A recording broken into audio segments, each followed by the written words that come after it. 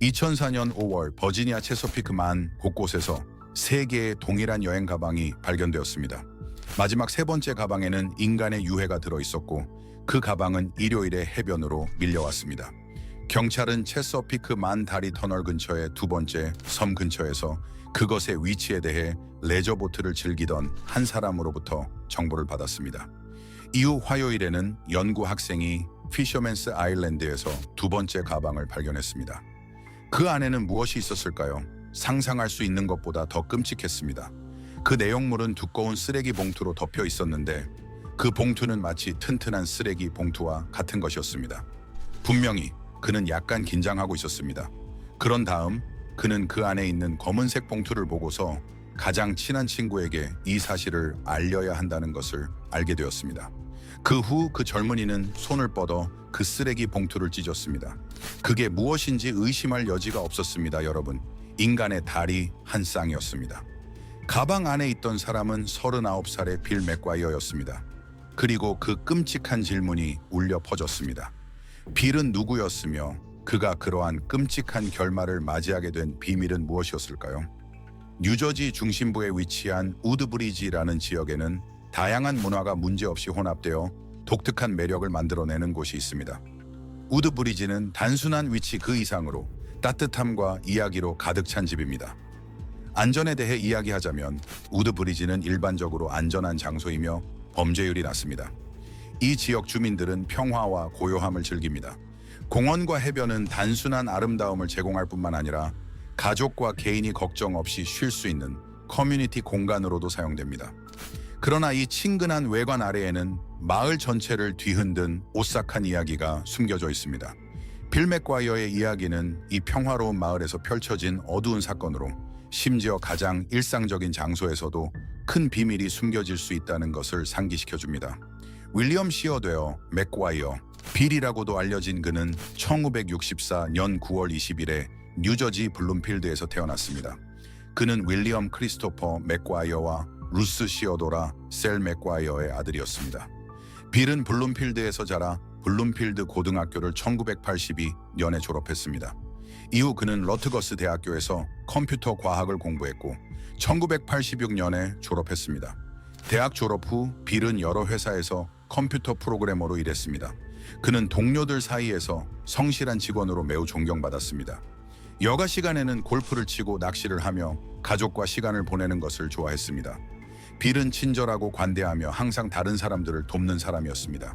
확실히 그는 매력적이고 재치 있는 사람이었습니다. 1986년 그는 마르시 폴크와 결혼했지만 그 결혼은 단기간에 끝났으며 1994년에 이혼하게 되었습니다. 그 부부는 1986년 버지니아 비치로 이사했으며 그곳에서 빌은 해군에서 전자기술자로 일했습니다. 뉴저지 본원 출신의 마르시도 이 이사에 함께했습니다. 1990년경 빌과 마르시는 애틀랜틱 시티 지역으로 돌아왔지만 이 새로운 환경에서 빌의 행동이 급격히 변화했습니다. 그는 과도한 도박과 음주에 깊이 빠졌으며 이로 인해 마르시와의 관계가 급격히 악화되었습니다. 이 상황은 1995년 마르시가 빌이 자신의 창문에 돌을 던진 사건 이후 그에 대한 접근 금지 명령을 신청하면서 더욱 심각해졌으며 이는 어려운 이혼으로 이어졌습니다. 나중에 빌은 1998년 뉴저지 우드브리지의 한 레스토랑에서 멜라니 린 슬레이트를 만났습니다. 그 당시 멜라니는 간호학교에 다니면서 파트타임으로 일하고 있었습니다. 멜라니는 1972년 10월 8일 미국에서 태어났으며 뉴저지 리지우드의 미들타운 타운십에서 자랐고 미들타운 사우스 고등학교에 다녔습니다. 그녀의 학문적 여정은 러트거스 대학교로 이어졌으며 수학과 심리학을 이중 전공하여 1994년에 졸업했습니다. 그녀는 반에서 2번째로 우수한 성적으로 졸업했으며 1997년에는 현재 라리탄 베이 메디컬 센터인 찰스 E 그레고리 간호학교에서 간호학, 그녀는 그의 성격에 완벽하게 어울렸습니다. 그들은 빠르게 사랑에 빠졌으며 이듬해인 1999년에 결혼했습니다. 그 부부는 곧 가정을 이루었으며 2명의 아들을 맞이하게 되었습니다. 2000년 첫째 아들 그리고 2002년 2번째 아들이 태어났습니다. 그들의 결혼 생활은 완벽해 보였으며 사랑과 웃음으로 가득 찼습니다. 그러나 그 표면 아래에는 균열이 생기기 시작했습니다. 재정적 어려움이 부부에게 큰 부담을 주기 시작했습니다. 빌은 컴퓨터 프로그래머로서 항상 책임감 있고 재정적으로 안정적이었지만 그의 도박 중독은 그의 재정에 악영향을 미쳤습니다. 부채가 쌓이고 관계에 대한 스트레스가 커지면서 간호사로 일하던 멜라니는 가족을 부양하기 위해 끊임없이 일했지만 매달 생활비를 충당하는 것이 점점 더 어려워졌습니다. 재정적 문제 외에도 빌의 도박 중독은 감정적 고통을 초래했습니다. 그는 종종 며칠씩 사라지며 멜라니가 아이들과 집을 책임지게 만들었습니다. 결혼의 기반이었던 신뢰는 점점 불신과 원망으로 대체되기 시작했습니다. 갈등이 커져도 멜라니는 결혼 생활에 대한 헌신을 유지하며 시간이 지나면 상황이 나아질 것이라고 기대했습니다. 그녀는 비리 중독을 극복하도록 도우려고 했지만 그의 투쟁은 계속되었고 이는 그들의 관계를 더욱 긴장시키는 맥과이어 부부는 뉴저지 워런 카운티에 있는 더 큰 집으로 이사할 계획을 세우고 있었습니다. 그들은 2004년 4월 28일에 새로운 집 구매 계약을 마쳤지만 이사를 가기 전에 생각지도 못한 일이 벌어졌습니다. 2004년 4월 29일 빌은 평범해 보였던 그의 삶에서 갑자기 사라졌으며 많은 미해결 질문과 절망에 빠진 가족만을 남겼습니다. 빌은 어디로 갔을까요? 그의 갑작스러운 실종의 이유는 무엇이었을까요? 몇 주가 지나도 빌의 흔적은 나타나지 않았습니다.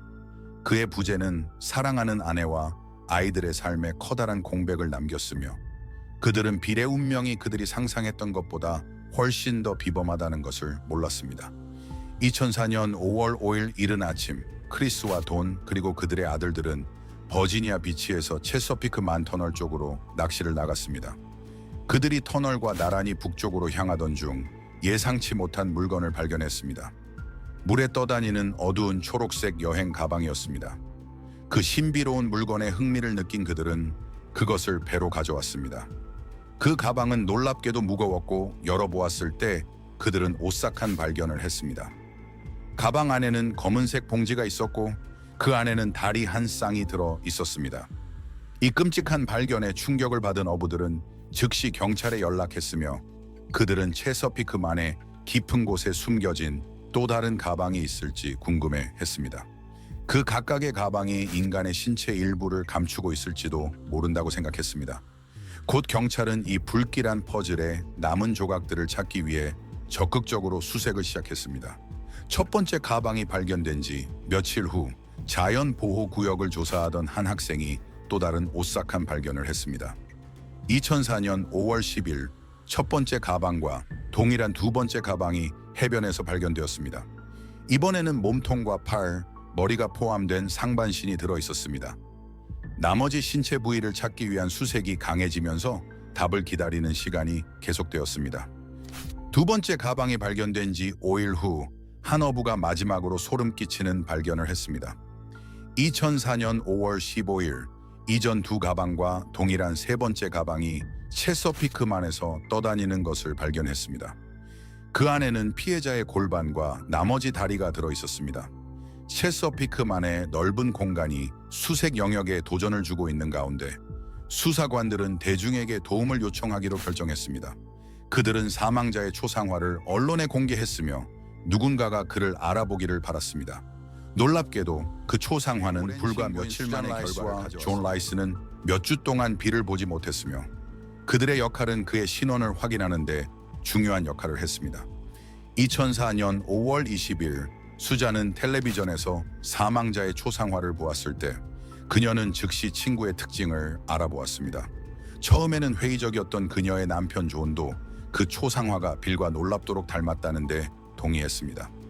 친구의 얼굴을 알아본 그들은 즉시 당국에 알렸습니다. 그 부분은 수사에도 중요한 정보를 제공했습니다. 그들은 빌이 그의 아내 멜라니 맥과이어와 신체적인 싸움을 벌였으며 화가 난 채로 집을 떠났다고 회상했습니다. 그들은 빌이 즉흥적으로 애틀랜틱 시티로 도망쳐 도박에 빠졌을 것이라고 추정했습니다. 그러나 빌과의 연락이 몇 주 동안 끊기면서 그의 친구들과 가족들은 걱정하게 되었습니다. 빌의 신원이 확인되자 수사관들은 즉시 지문 분석을 시작했습니다. 다행히도 빌의 지문이 파일에 있었으며 신속하게 일치하는 결과가 나왔습니다. 이전에 실종된 남성은 이제 끔찍한 범죄의 희생자가 된 것이었습니다. 빌의 과거는 도박 중독, 가정폭력, 심지어 접근 금지 명령과 같은 소문에 둘러싸여 있었습니다. 빌의 전아내 마르시 폴크는 결혼 생활 동안 그녀가 겪었던 정서적, 신체적 학대에 대해 이야기했습니다. 그녀는 그들의 관계가 결혼 후 급격히 악화되었으며 1995년 빌이 그녀의 창문에 돌을 던진 후 접근 금지 명령을 받으며 끝났다고 묘사했습니다. 이러한 주장은 빌의 성격에 대한 걱정스러운 이미지를 그리며 범인을 식별하는 것을 어렵게 만들었습니다.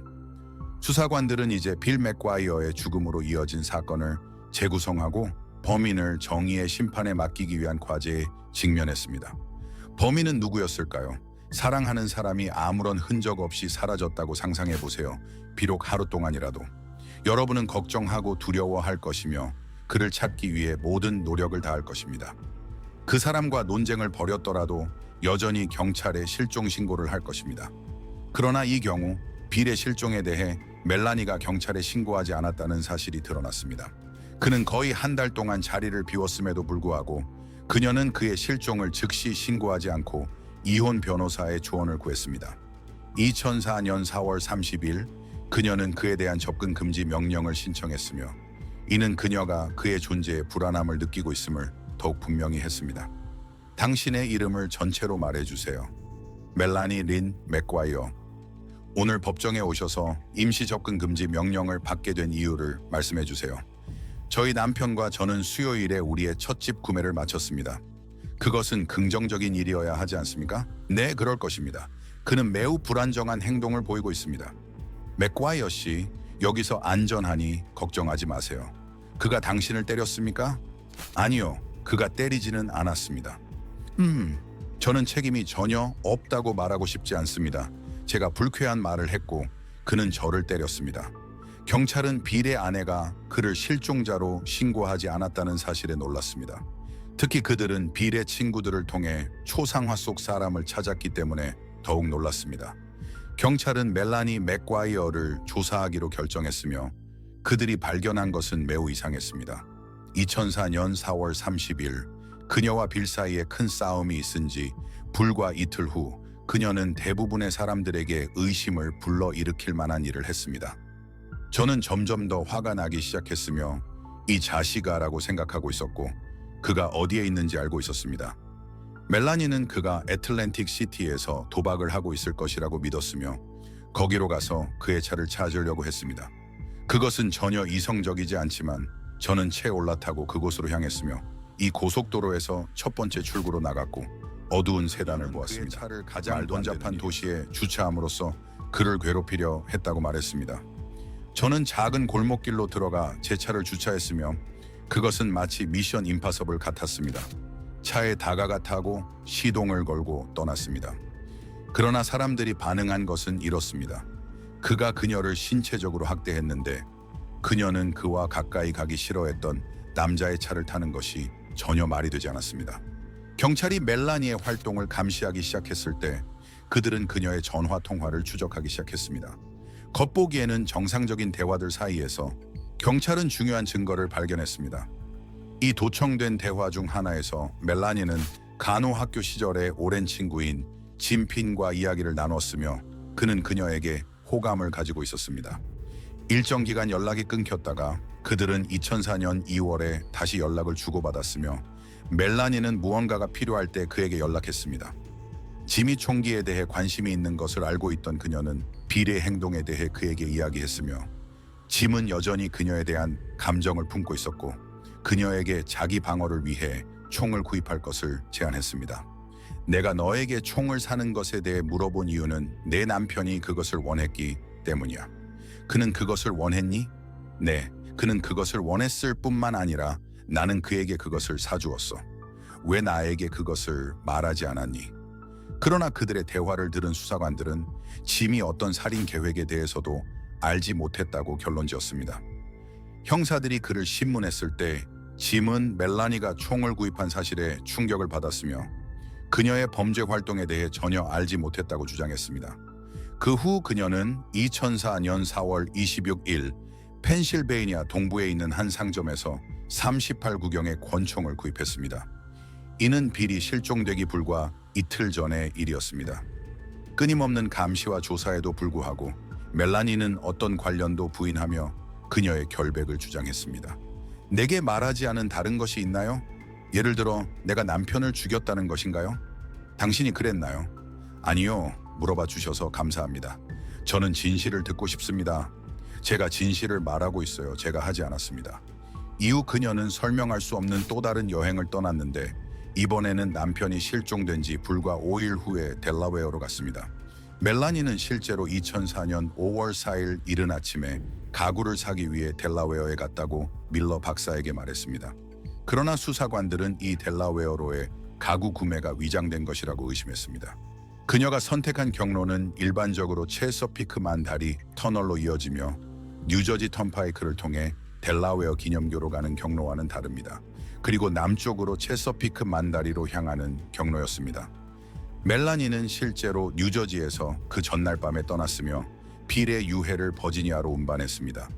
우리는 그녀가 그때 빌의 유해가 든 가방을 가지고 체서피크만에 그것들을 버렸다고 믿습니다. 첫 번째 가방은 다음 날 발견되었습니다. 그러나 물론 멜라니는 이 이론이 터무니없다고 생각합니다. 그녀는 이 이론이 터무니없다고 주장했습니다. 왜냐하면 버지니아 비치는 델라웨어에서 추가로 720km 떨어져 있기 때문입니다. 이렇게 큰 거리를 제한된 시간 안에 커버하는 것은 가능성이 낮았기 때문입니다. 멜라니 맥과이어가 정말로 혼자 행동했을까요? 아니면 공범이 있었을까요? 어쩌면 짐 플린일 수도 있지만 왜 몇 년 전에 사랑했던 여자를 위해 이 많은 일을 할까요? 그러나 이것을 고려해보세요. 어쩌면 다른 사람, 더 가까운 누군가일 수도 있습니다. 어쩌면 비밀스러운 연애 상대일지도 모릅니다. 그녀를 위해 무엇이든 할 사람이었을까요? 심지어 그녀를 위해 살인까지 할 오후 2시 반입니다. 브래드 밀러 박사가 멜라니 맥과이어에게 전화를 겁니다. 여보세요? 무슨 일이에요? 제가 알고 있는 모든 것을 말했어요. 하지만 그들은 아시죠? 그들은 당신이 말하길 원해요. 만약 우리가 함께 있기를 원한다면 이것이 더 멀리 가기 전에 지금 모든 것을 알아야 해요. 무슨 뜻인가요? 모든 것을 알아야 한다는 말이? 제 말은 우리 사이에 다른 비밀은 없죠. 맞나요? 저는 아무것도 생각할 수 없어요. 당신이 그것과 아무 관련이 없다고 맹세하나요? 네. 당신 자녀의 생명을 걸고요? 왜냐하면 저는 당신 편이에요. 네. 당신이 들은 목소리는 브래드 밀러 박사의 목소리입니다. 그는 RMA 어소시에이츠의 일원이며 멜라니는 그의 간호사 중 한 명이었습니다. 브래드 밀러의 어떤 점이 당신을 끌어당겼나요? 그는 매우 다정했어요. 정말로 그에게 저항하려고 했지만 할 수 없었어요. 저는 저항할 수 없었습니다. 그들 사이의 분류는 멜라니가 두 번째 아이를 임신했을 때 적어도 그들의 말에 따르면 공식적으로 시작되었습니다. 그는 매우 친절했습니다. 환자와의 긴 회의 후에 제 책상으로 돌아가면 점심이 제 책상 위에 있었습니다. 항상 조금씩의 플러팅이 오가곤 했어요. 저는 출산 휴가를 앞두고 있었고 그의 사무실, 그의 책상에 앉아 있었습니다. 그리고 목에 신경이 막혀 있다고 말했고 그는 제 어깨에 손을 얹고 제 등을 마사지하기 시작했습니다. 저는 저항하려고 정말로 노력했지만 할 수 없었어요. 아무에게도 좋은 일이 되지 않을 거라는 것을 알았지만 저는 저항할 수 없었습니다. 멜라니가 출산 휴가에서 돌아온 후 그녀와 밀러 박사는 완전히 불륜 관계에 빠졌습니다. 그들은 깊이 사랑에 빠지기 시작했으며 그들의 결혼 생활과 어린 자녀들이 있음에도 불구하고 사랑에 빠지기 시작했습니다. 수사관들은 멜라니 맥과이어가 그녀의 남편 살해에 연루되었다는 점점 더 많은 증거를 발견했습니다. 빌의 채는 염화수소라는 진정제와 함께 2개의 주사기가 있었으며 이들은 모두 브래들리 밀러 박사가 처방한 것이었으며 그 처방은 멜라니의 필체로 쓰여 있었습니다. 조사 과정에서 제니퍼 시모어라는 주 경찰의 컴퓨터 전문가가 맥과이어 부부 소유의 컴퓨터와 휴대용 장치들을 분석했습니다. 여기에는 그들의 아파트에 위치한 데스크탑 컴퓨터도 포함되었습니다. 그녀의 검토 결과 2004년 4월 10일에서 26일 사이에 몇 가지 우려스러운 주제에 대한 여러 번의 온라인 검색이 이루어진 것이 드러났습니다. 검색 내용에는 탐지할 수 없는 독약, 불법적으로 총을 구입하는 방법, 살인을 저지르는 방법, 총기 법률, 인슐린의 독성 수준에 대한 검색이 포함되었습니다. 모든 증거들 중에서 총기, 인터넷 검색, 그리고 불륜 등 한 가지 세부 사항이 사람들을 혼란스럽게 했습니다. 그것은 그의 실종 직전에 발생한 50만 달러 상당의 집 구매였습니다. 그는 끊임없이 집을 찾고 또 찾고 있었습니다. 그는 40살이 되기 전에 집을 사고 싶어 했습니다. 그는 버지니아 비치로 이사하고 싶어 했습니다. 우리는 우리 이웃에 있는 집들의 사진을 찍었지만 멜은 그것에 대해 전혀 알고 싶어 하지 않았습니다. 결국 그들은 뉴저지에 있는 인상적인 집에 상당한 보증금을 지불했습니다. 이 거주지는 매우 호화로웠으며 상당한 넓이의 토지가 있었고 가격은 50만 달러였습니다. 이는 모순되게 보였습니다. 한편으로는 멜라니가 밀러 박사와 더 가까워지고 있었지만 다른 한편으로는 빌과 함께 새 부동산에 큰 투자를 하고 있었습니다. 그렇다면 왜 그들은 이 50만 달러짜리 집을 함께 사려고 했을까요? 제 생각에는 우리가 이 집을 위해 사용하고 있던 상당한 금액의 현금을 가지고 있었기 때문이었습니다. 과거에도 우리는 비슷한 상황에 도달한 적이 있었고 그는 그 돈을 가지고 도박을 하러 가버리곤 했습니다. 최소한 이것은 투자라고 생각했습니다. 2004년 4월 28일 그들은 오후 2시에 집 구매를 마칠 준비가 되어 있었습니다. 멜라니는 과정 내내 밀러 박사와 연락을 유지했으며 그는 그녀에게 집 구매를 계속하지 말라고 간청했습니다. 그는 그녀와 함께하고 미래를 함께 구축하고 싶다는 소망을 표현했습니다. 멜라니는 그에게 자신이 처리할 것이라 그들은 임대한 집으로 돌아왔습니다. 빌은 상당히 흥분해서 존 라이스에게 전화를 걸었으며 매우 행복해 보였습니다. 그날 밤 멜라니의 마지막 통화는 밀러 박사와의 대화였습니다. 그녀는 그들에게 집 구매를 완료했다고 알렸고 빌이 적포도주를 조금 마신 후 소파에서 잠들어 있었다고 언급했습니다. 멜라니는 빌이 깨어나면 그와 이 문제를 논의할 계획이었으며 이혼을 요구할 의도였습니다. 멜라니는 사건을 빌과의 심각한 논쟁으로 묘사했으며 새벽 3시나 4시쯤에 그들이 싸웠다고 주장했습니다. 모든 것은 그들이 구매하고 있던 집과 관련된 문제로 시작되었으며 멜라니는 그 특정 집을 선택했다고 말했습니다. 빌의 반응은 즉각적이었고 강렬했습니다. 그는 불만을 표하며 그것이 그가 원하던 것이 아니라고 말했습니다. 그는 버지니아에 있는 더 저렴한 집을 선호한다고 언급했으며 멜라니는 이를 거부했습니다. 그 결과 그들의 논쟁은 점점 격렬해졌습니다. 멜라니는 그 논쟁이 신체적인 충돌로 번졌다고 묘사했으며 빌이 그녀의 입에 섬유 유연제 시트를 밀어 넣었다고 구체적으로 언급했습니다. 그녀는 그가 그런 순간에 건조기 시트에 집착했다고 밝혔습니다. 우리는 여전히 논쟁 중이었고 그곳에는 빨래 바구니가 있었으며 아기의 소매 하나에 건조기 시트가 걸려 있었습니다. 그는 그것을 싫어했으며 내가 거기에 서서 액체 섬유 유연제를 넣지 않았기 때문에 나를 게으르다고 생각했습니다. 그리고 상황이 통제불능 상태가 되었습니다. 나는 그런 엄마였어요. 아기가 그것을 삼킬 수 있도록 그 시트를 거기에 두는 그런 엄마였어요. 어느 순간 나는 벽에 밀려 있었고 그 건조기 시트는 내 목구멍에 밀려 들어가고 있었습니다. 그리고 나서 그는 나를 때렸어요. 얼굴을요. 내 이름 바닥으로요. 주먹으로 했다면 아마 내 광대뼈가 부러졌을 것입니다. 그리고 나는 아래를 내려다보았고 2살 난 내 아들이 있었습니다. 나는 아기를 잡고 내 뒤에 있는 화장실로 갔고 문을 닫았습니다. 그 순간에는 단지 그에게서 멀어지고 싶었습니다. 그는 그녀에게 떠나겠다고 알리며 다시는 돌아오지 않을 것이며 그녀가 왜 아이들에게 아버지가 없게 될지를 설명하라고 지시했습니다. 그는 짐을 싸면서 이 말을 화장실 문 너머로 전했으며 계단을 오르내리며 계속해서 그녀를 비난했습니다. 그녀가 그에게 한 마지막 말은 멈추라는 간청이었습니다. 가방이 발견된 후 경찰은 빌에게 정의를 가져다 줄 준비가 되어 있었습니다. 경찰이 간절히 찾고 있었던 멜라니가 시체를 훼손하는데 관여한 증거의 중요한 단서는 여전히 발견되지 않았습니다. 그들의 집을 철저히 수색했음에도 불구하고 그들은 피, 총알, 아무것도 찾지 못했습니다. 그녀를 살인과 직접적으로 연결할 물리적 증거가 없었습니다. 빌 맥과이어가 살해된 지 1년이 넘은 2005년 6월 5일 멜라니 맥과이어는 그녀의 아이들을 보육원에 데려다주는 중에 체포되었습니다. 그녀는 또한 가방 살인 사건으로 알려진 사건에서 1급 살인 혐의로 기소되었습니다. 멜라니는 무죄를 주장했으며 75만 달러의 보석금을 내고 석방되었습니다. 2005년 대배심은 그녀를 4가지 혐의로 기소했으며 그녀의 보석금을 210만 달러로 인상했습니다. 그녀는 다시 석방되었습니다. 이후 또 다른 기소에서 그녀는 수사를 방해하는 편지를 작성한 혐의로 기소되었습니다. 살인사건 발생 후 3년 만에 2007년 멜라니의 재판이 시작되었습니다. 검찰 측은 그녀가 2004년 남자친구와 새로운 삶을 시작하기 위해 남편을 살해했다고 주장했습니다. 수석 수사관 프레시오소는 증거들이 철저히 계획된 살인을 가리키고 결백을 주장하며 남편이 점점 더 불안정해진 강박적인 도박꾼이었다고 주장했습니다. 그러나 뉴저지 형사 사법부의 대변인은 그의 이미지에 반박하며 맥과이어 씨가 단순히 가끔 도박을 하는 사람이라는 것 외에는 아무런 징후가 없었다고 말했습니다. 멜라니의 변호팀은 살인과 훼손이 우드브리지 아파트에서 발생할 수 없었다고 주장했으며 이를 뒷받침할 증거가 없다고 강조했습니다. 그들은 아파트에 피나 조직 또는 DNA가 없었으며 총알이나 톱 자국이 없다는 점을 강조했습니다.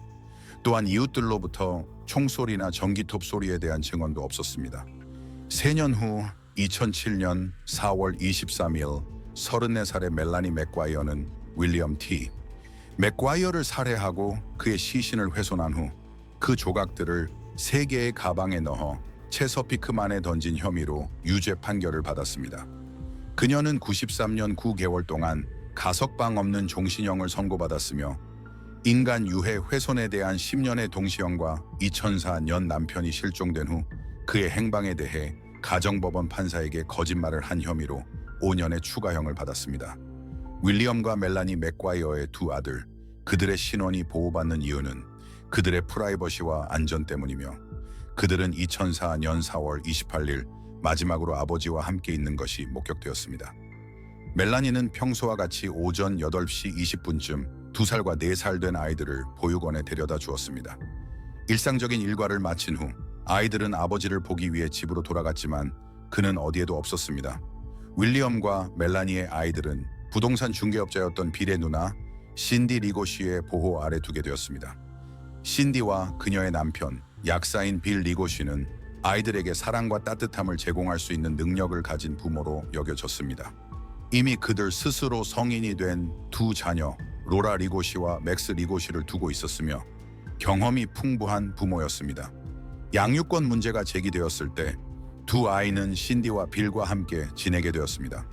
특히 그들은 이미 매우 친밀한 가족이었기 때문입니다. 멜라니가 남편을 살해한 혐의로 유죄 판결을 받은 후 그녀의 가족은 신디와 양육권을 놓고 싸웠지만 성공하지 못했습니다.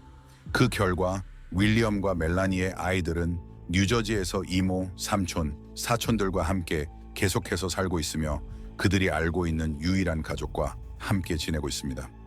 2007년 멜라니의 살인 재판 중 신디는 그녀의 시누이의 두 자녀가 각각 5살과 7살이었을 때 자폐증 진단을 받았다는 증거를 제시했습니다. 신디는 아이들의 행동을 보고 걱정이 되어 그들을 평가받도록 했습니다. 그들의 신원이 보호되기 때문에 그들의 현재 상태에 대한 추가 정보는 제공되지 않습니다. 그러나 아이들이 멜라니가 유죄 판결을 받기 전부터 어머니와 접촉하지 않았다는 것은 알려져 있습니다. 전체 비디오를 놓치지 않고 보셨다면 아마도 수사와 체포에 대한 수많은 질문이 떠오를 것입니다. 간호사로서의 그녀의 경력과 매력적이고 세심한 성격을 고려해 볼 때 멜라니 같은 사람이 이토록 끔찍한 범죄를 저질 수 있었을지 의심스러울 것입니다. 이 사건은 높은 관심을 받았으며 시청자들 사이에서 다양한 의견을 불러일으켰습니다. 많은 사람들은 그녀가 동기가 있었다고 해도 살인을 저지를 수 있는 사람이 아니라고 믿으며 이 이야기에는 많은 허점이 있다고 생각합니다. 이 작은 여성이 어떻게 모든 것을 혼자 해낼 수 있었을까요? 누군가가 그녀를 도왔을까요? 그녀가 부당하게 기소된 걸까요? 혹시 배심원들이 누군가를 간과했거나 기소가 완전히 잘못된 혼자가 아닙니다. 범죄학 교수 메건 섹스와 에이미 슐로스버그를 포함한 많은 사람들이 멜라니 맥과이어의 유죄 여부에 대해 의문을 제기하고 있습니다. 그들은 Direct Appeal이라는 팟캐스트를 통해 그녀의 유죄 판결에 의문을 제기하며 멜라니가 전형적인 살인범의 프로필에 맞지 않는다고 지적합니다. 그렇다면 지금 무고한 여성이 감옥에 있다고 믿으십니까? 물론입니다. 저는 이것이 부당한 유죄 판결의 사례라고 생각합니다. 당신의 팟캐스트에서 제기한 질문들 중 몇 가지에 대해 이야기해보죠. 그리고 총에 대해 이야기하는 것으로 시작합시다. 그 총은 오늘날까지도 회수되지 않았습니다. 검찰 측의 주요 증인 탄도법의학 전문가가 비례 사건에서 발견된 총알이 38구경의 납컷 총알로 확인되었다고 진술했습니다. 아무도 내 총의 일련 번호를 웹사이트에 입력하여 그것이 어떤 사양인지를 알아보지 않았습니다. 분명히 각 총은 랜드스와 그루브스라는 것을 가지고 있습니다. 랜스와 그루브스는 총신에 기계적으로 압착되는 리플링 특징이며 총알이 총신을 통과할 때 같은 수의 랜스와 그루브스가 본질적으로 그 총알에 인쇄됩니다. 내 총은 그 회사 웹사이트에 따라 5개의 랜드스와 그루브스를 가지고 있다고 말했었습니다. 남편의 몸에서 나온 총알은 6개의 랜드스와 그루브스를 가지고 있었습니다. 나중에 그 총기 제조업체 웹사이트에서 오류가 발견되었습니다. 당혹스러운 것은 그 웹사이트의 정보가 빌 맥과이어의 불행한 살인사건 이후 수정되었다는 것입니다. 이 재판 이후 5개 또는 6개의 랜스와 그루브스의 가능성이 포함되었습니다. 그게 의심스러웠습니다. 저는 그것이 여러 해 동안 역사를 바꿔가며 한 가지를 말하다가 바로 업데이트 되었다는 것이 매우 의심스럽다고 생각합니다. 그 후 그들은 맥과이어의 집에서 발견된 쓰레기 봉투와 빌이 발견된 가방에 대해 이야기합니다. 여기서 이 줄들을 볼 수 있습니다. 여기에는 일직선 줄이 있고 이 부드러운 선 같은 것도 있습니다. 또한 기본적으로 같은 위치에 거의 일치하는 두 줄이 더 있습니다. 이는 이 두 가방이 같은 시설에서 같은 생산 라인에서 그리고 매우 짧은 기간 내에 만들어졌다는 것을 나타냅니다. 조사관은 이러한 특징들이 두 가방이 같은 시설에서 같은 생산 라인에서 그리고 매우 짧은 생산 주기 동안에 만들어졌다는 것을 나타낸다고 강조했습니다. 또한 그들은 수행된 테스트와 관찰된 결과를 기반으로 그들의 결론에 대한 자신감을 표명하며 그 가방들이 같은 생산 주기 동안에 생산되었다고 주장합니다. 정말 좋은 쇼를 준비해 두었고 그리고 당신이 소품 2개의 쓰레기 봉투를 가지고 있을 때 와, 그들은 정말 비슷해 보인다 라고 생각하게 됩니다. 그때 배심원들이 듣는 것은 사실처럼 들리지만 실제로는 단지 훼손하는 신체적인 도전과 신뢰할 만한 범죄 현장의 부재에 대해 강조합니다. 비디오 시연에서 그들은 2가지 테스트를 수행했습니다. 첫 번째는 가방의 무게를 테스트하는 것으로 몸무게 53kg의 멜라니가 36kg 정도의 무게가 나가는 가방을 1m 높이의 난간을 넘어서 다리 위로 던질 수 있는지를 평가했습니다. 그들의 발견은 합리적으로 들어 올릴 수 있는 무게가 멜라니의 체중의 절반인 약 18kg 정도라는 것을 시사했습니다. 그 안에 들어있던 것들에 대해 배심원들이 더 많이 들었어야 한다고 생각되는 또 다른 중요한 것이 있습니다. 실험실 보고서를 보면 페이지마다 백발, 갈색 머리, 검은 머리카락, 동물의 털이 있습니다. 나는 이것이 비례 시체가 훼손된 장소에서 동물의 털이 있었다는 것을 시사한다고 생각합니다. 그들은 동물의 털을 발견했다고 언급했습니다. 당신이 증거로 고려할 만한 것이 발견되었나요? 아닙니다. 그들은 멜라니를 이 동물의 털과 연결시키기 위해 모든 노력을 다했지만 멜라니를 이 털과 연결시킬 방법이 없다는 것을 발견한 후 그것은 증거 가치가 없게 되었습니다. 왜 그럴까요? 그것이 당신의 용의자와 일치하지 않기 때문입니다. 그 털은 반드시 조사되었어야 했습니다. 왜냐하면 그것은 큰 미지수이기 때문입니다. 그녀의 사건에 관한 영화가 만들어졌음에도 불구하고 멜라니는 여전히 감옥에 있습니다. 그 사건에 대한 관심에도 불구하고 그녀는 남편을 살해하거나 그의 신체 부위를 가방에 담아 유기하지 않았다고 주장합니다. 왜 몸의 일부를 차에 싣고 체서피크까지 운전하며 경찰에게 걸리지 않을 거야, 고장이 나지 않을 거야 라고 생각하겠어요? 그것은 너무 큰 위험이에요. 당신은 다리 위에서 멈추고 창문을 열고 3개의 가방을 던질 수 없습니다. 내가 이 일을 했다고 확신하는 사람들에게 내가 하지 않았다고 믿게 할 수 없습니다. 내가 할 수 있는 모든 것은 진실을 말하는 것입니다. 그리고 그것은 가장 명예로운 진실은 아니지만 진실입니다. 멜라니 맥과이어와 빌 맥과이어의 혼란스러운 사건에서 누가 그 범죄를 저질렀는지에 대한 질문은 여전히 남아 있습니다. 멜라니는 정당하게 유죄 판결을 받았을까요? 아니면 중요한 세부 사항들이 간과되었을까요? 만약 그녀가 그 범죄를 저질렀다면 혼자서 행동했을까요? 아니면 다른 누군가가 관련되어 있었을까요? 다시 생각해 보세요. 멜라니가 유죄라고 믿으시나요? 아니면 다른 결론으로 이끌 수 있는 미해결 질문들이 있다고 생각하시나요? 여기까지 오셨다면 이 다른 범죄 사건도 보셨습니까? 저는 절대 놓치지 않을 겁니다.